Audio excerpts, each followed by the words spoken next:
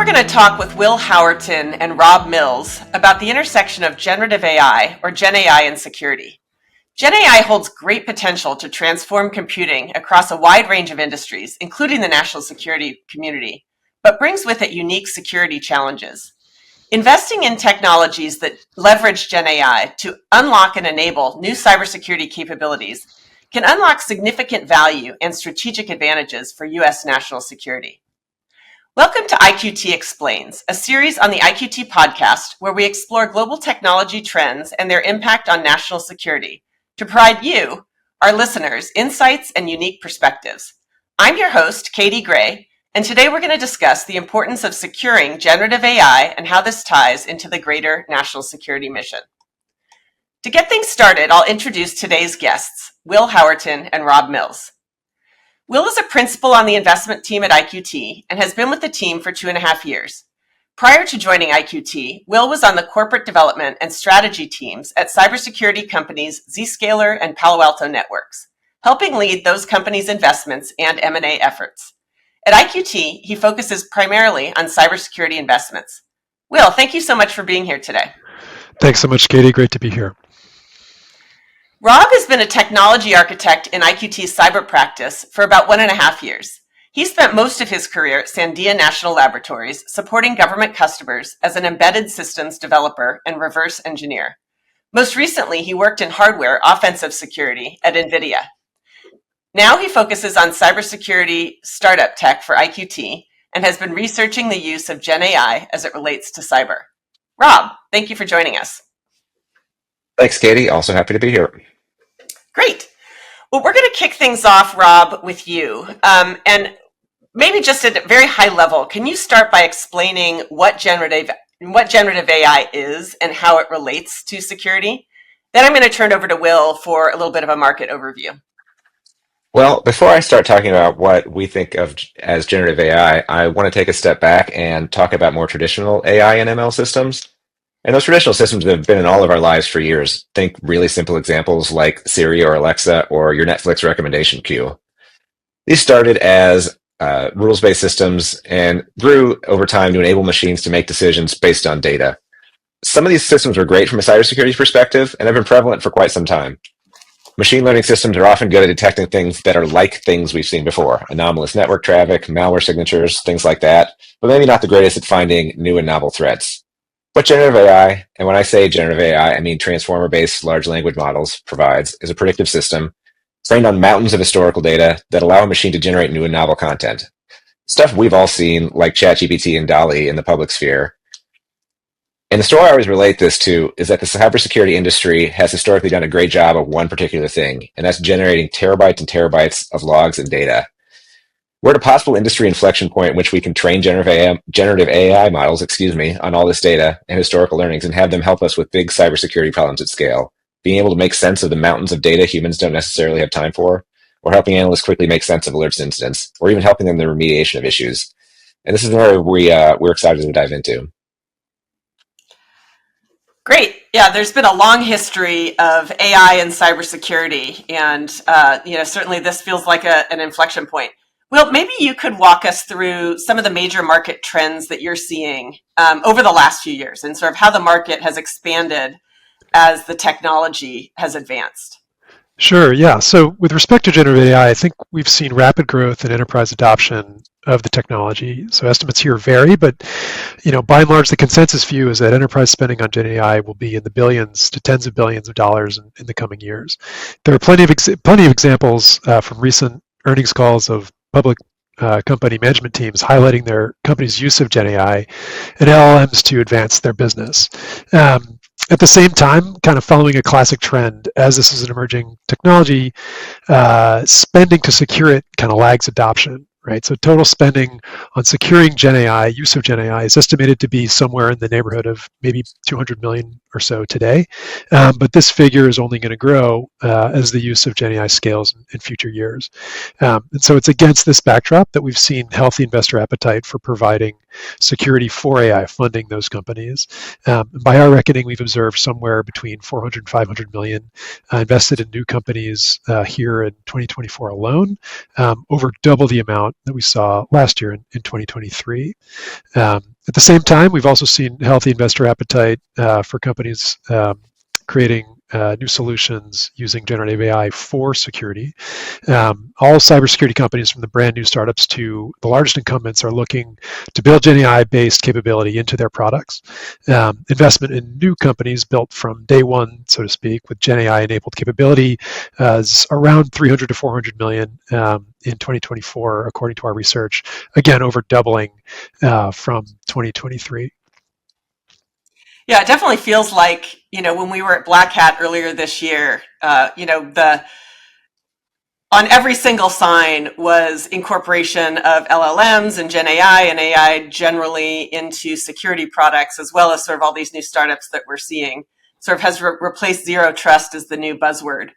But Rob, maybe you can walk us through some of the specifics. Like, where do you actually see some of the applications of GenAI in security?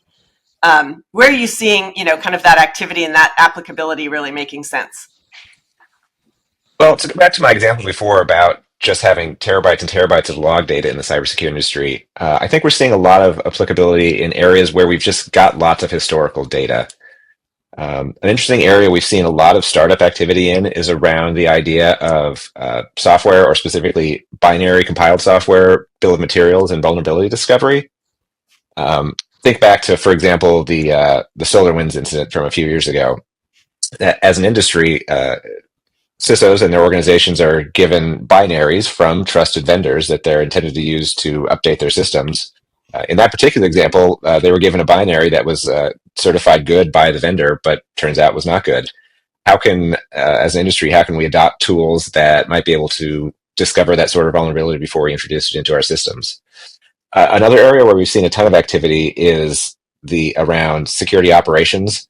That specifically relates to my log example from earlier. So if we have a lot of tier one SOC analysts out there who are often charged with looking through mountains of alerts and log data, how can we use these systems to help triage the types of alerts they're seeing, help them draft responses to what they're seeing, or even help them remediate the kinds of problems that they're seeing? We've seen quite a bit of activity kind of in and around that space. And another one that probably lots of people have seen in public, at least, is kind of around. Maybe, Rob, if you don't mind, I'm going to jump in there just really quickly because I want to maybe pull some threads on some of the things you've talked about here. When you talk about the SOC analysts, do you think that this is something that ultimately is going to replace the SOC analyst? Is it going to be human augmentation? Where do you see that trend going? Right now, we're really trending towards seeing augmentation and not replacement. In industry-wide, not just in the national security space, these positions, especially at the lower levels, are very hard to fill and have high burnout and turnover ratios. So a lot of these companies are really looking to bring in products that help enhance the productivity of the analysts that we do have and help them just perform at a higher level. If you're a tier one analyst, can we make a tool that helps you perform more like a tier two analyst? And so on and so forth up the stack. We haven't really gotten a lot of talk from the industry about using these to actually replace people. And I think a lot of that goes to still, there's not complete trust in all these systems. If I'm a SOC analyst and one of these tools gives me triages an alert, the things I need to look at, and perhaps gives me suggested remediation, we aren't seeing a lot of companies or organizations be willing to just blanket trust the suggestions that are given to them by the tools. We still need humans in the loop on almost all of these things. So I think both in the industry and the national security community, we're really thinking about these as augmenting the staff that we do have rather than looking to replace them.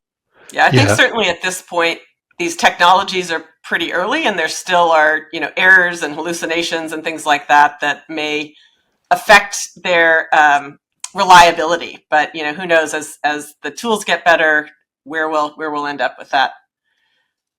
So sorry, I interrupted you, but go on. You had a few other examples, I think, of where GenAI might augment security use cases. I think Will had something he'd like to say there as well. Okay, yeah, sorry, Will. No problem. Yeah, I was just going to add also that these are the things that Rob's enumerating here are also like defined budgets with known buyers and known problems. Also, vendors have been selling into these spaces for quite some time, and users are really looking for sort of value to be proven out before they fully commit to any kind of new technology. And so, to Rob's point earlier, specifically on the analyst augmentation piece, we're not seeing it's augmentation. It's not necessarily replacement. And even on that augmentation piece, people are watching closely to make sure that these things, the vendors' claims about enhancing efficacy and enhancing efficiency and all the rest, are actually being able to can actually be borne out before they sort of commit to broader adoption or even more autonomy given to these systems. Yeah, that makes sense. And actually, I want to go back, Rob. You mentioned sort of the binary analysis side of things, and that feels a little bit less intuitive to me as to how LLMs might apply when it comes to sort of software binary analysis. Is there more that you can dig into there? Sure, I think a lot of that ties into the word language in the large language model. At a fundamental level, what to me at least is code, and that's language, and that refers to higher level code, like scripted languages like Python, or lower level languages like C, even all the way down to the binary level. Those are still regular organized series of instructions. And it turns out we have tons and tons of binaries from over the years that we can use for analysis also. So I think the ability for kind of these predictive systems to be able to walk through and recognize pieces of binary that are similar or look kind of like things they've seen in the past open up a great opportunity in the area of space, like I said, a binary bill of materials, or even kind of the potential for zero-day vulnerability discovery. Yeah, interesting. So we've talked about a couple of use cases, one around binary analysis, another SOC analyst augmentation.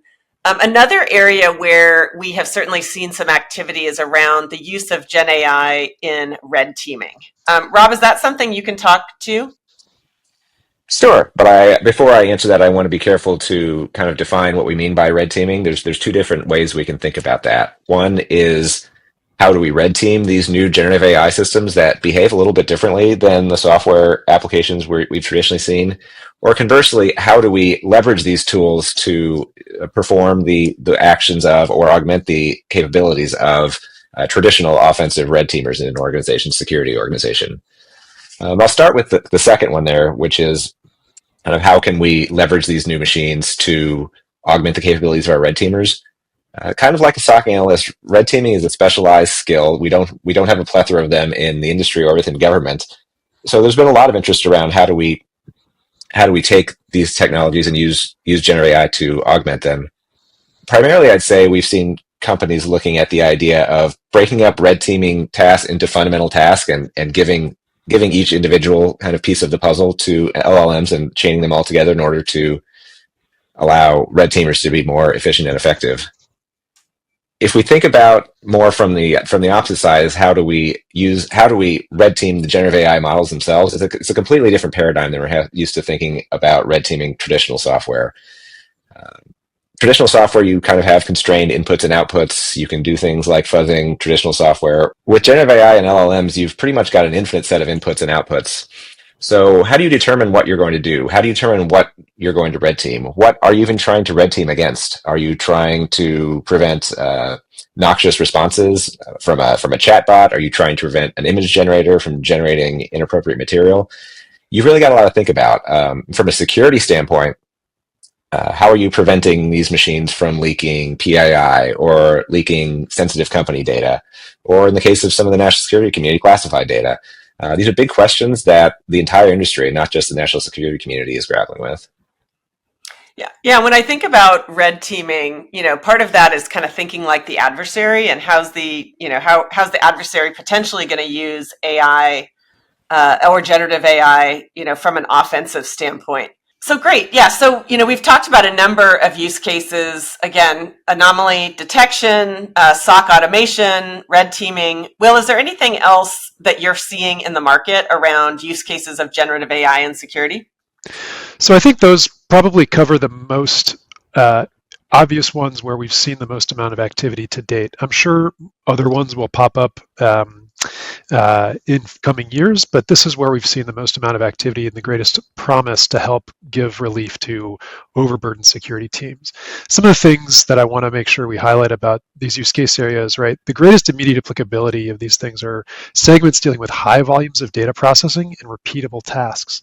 These are also places where we've seen the greatest amount of challenges that security teams have cited, since time immemorial.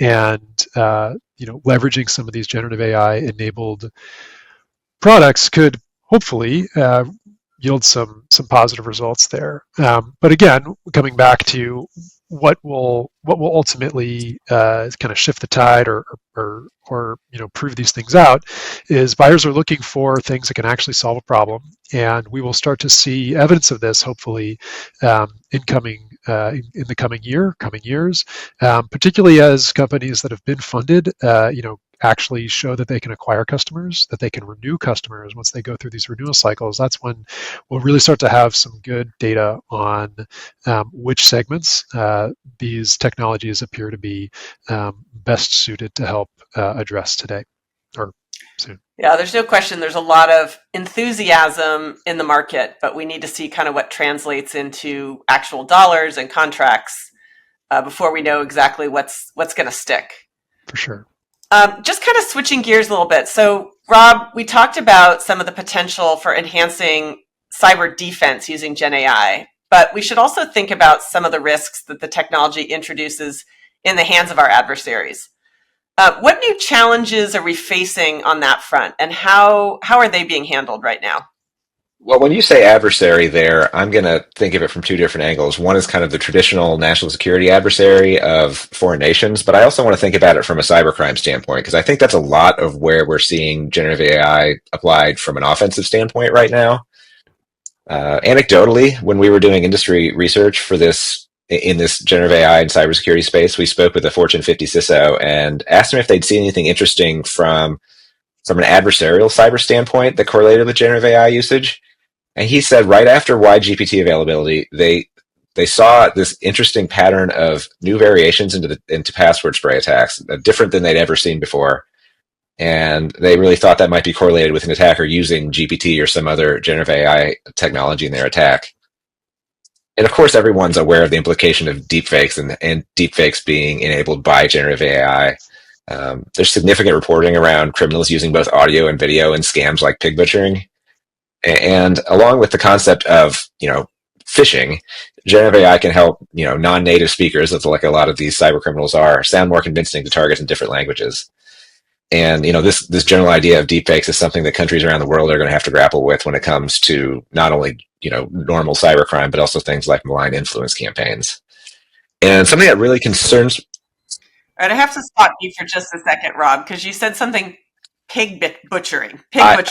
What does that mean? I apologize. That is a colloquial name for a type of cybercrime, for lack of a better term, in which victims are scammed by cyber criminals in order to typically contribute large amounts of money or cryptocurrency to a fraudulent activity.